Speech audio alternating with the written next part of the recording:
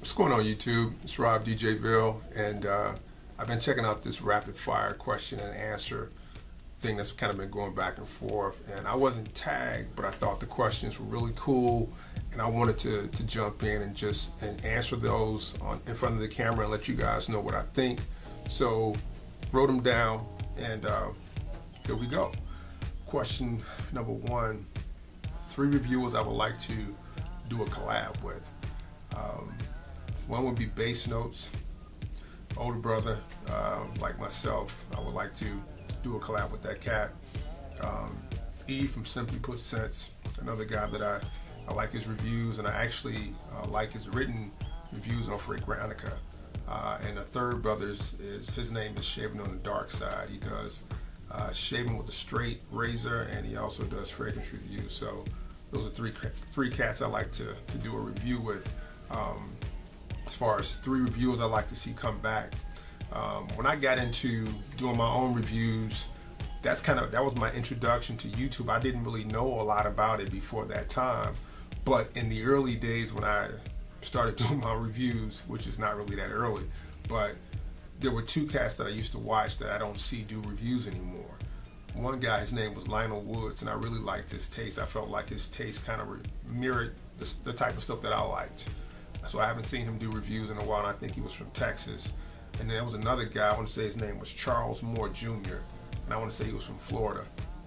Really down-to-earth brother. Simple reviews, but his stuff was on point.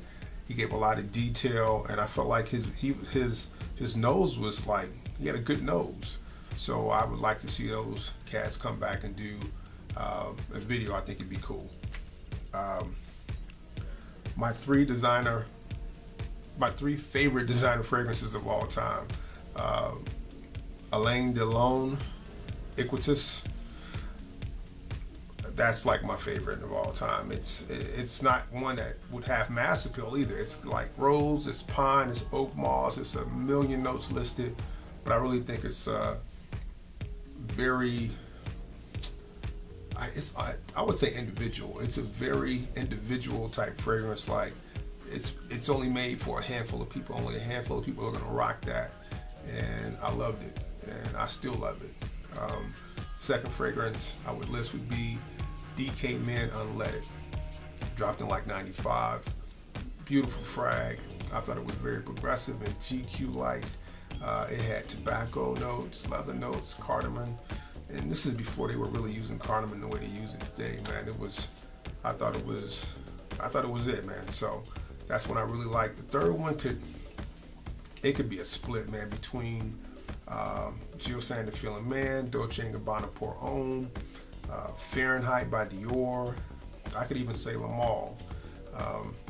So, I mean, those are like my favorite designer fragrances of all time. Another question was favorite niche fragrances. I don't really have one. I have 2 niche, well, I actually have about 4 in my collection.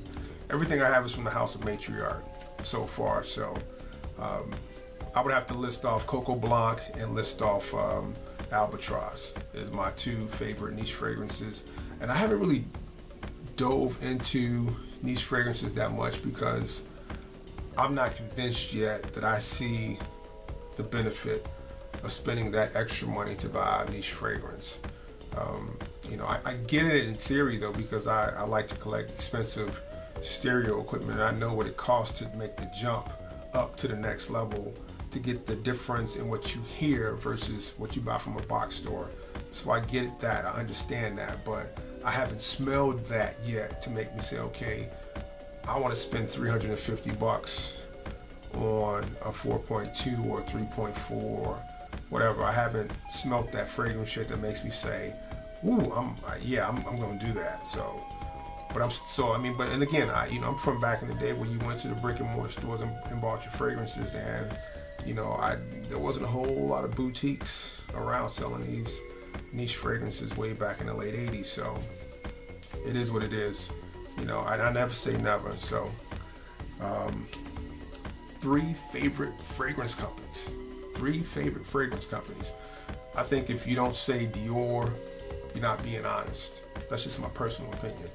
I think Dior is one of my favorite fragrance companies. I feel like whenever they put something out, it's quality, and it always fetches its value for the most part. You never really see their fragrances discounted all that much. So Dior.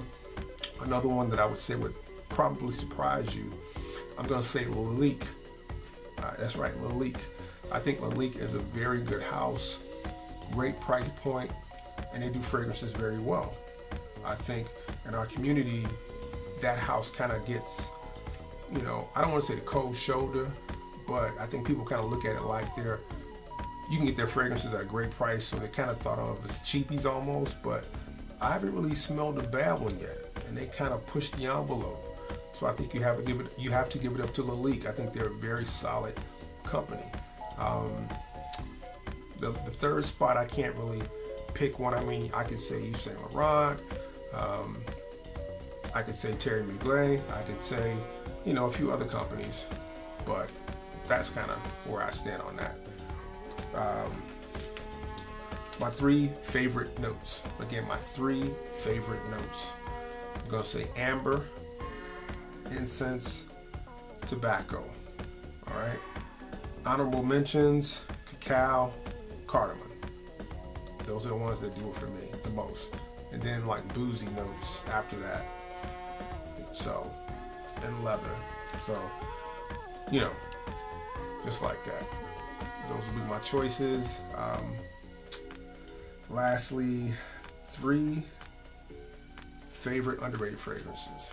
Okay, so last question, 3 favorite underrated fragrances. What would they be? First one, Joseph Abboud by Joseph Abboud. I don't hear anybody talking about that. If you go on Base Notes, you'll see negative reviews on that fragrance.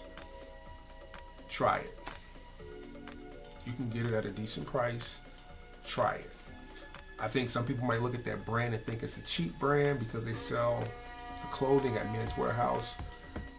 I've been into the game for a while, and at one point Joseph Abboud, that name was in mid-range to low high range, if that even makes sense, clothing stores, and the fragrance was sold in a lot of those places. It's a great fragrance. It's a citrus fragrance, but it's a dirty citrus. Don't really see people do it like that.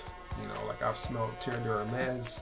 That's more of a clean version compared to this. This is different. Yes, you may say it's synthetic. Still great. Most fragrances are synthetic, so I'm not bougie with mine, so I'm just gonna be honest. I think it's a great fragrance. If you get the chance, check out Joseph Abboud by Joseph Abboud. Another fragrance that is highly underrated is Rykiel Homme Gray. Really nice frag. Really nice. It's got a softness to it. It's got cardamom.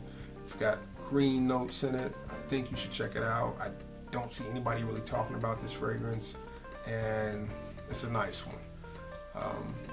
Last underrated fragrance for me, I would say, would be Coco Rico, Jean Paul Gaultier. I think most cats know about it, but I just think it's really underrated for how good it is and for what it does. So those are my answers, man, to the questions. I thought the questions were really cool. Big up to Cascade Scents for even putting that out there, man. And to other reviewers, man, jump on, get on this, and speak on what you think about these questions and post it, man. I want to see more cats talk about what their notes are, favorite houses, what have you. I think it just helps us to all get to know each other a little bit better, man, and maybe hopefully in the future we'll work together more collectively, and who knows. But that's my 2 cents. Later.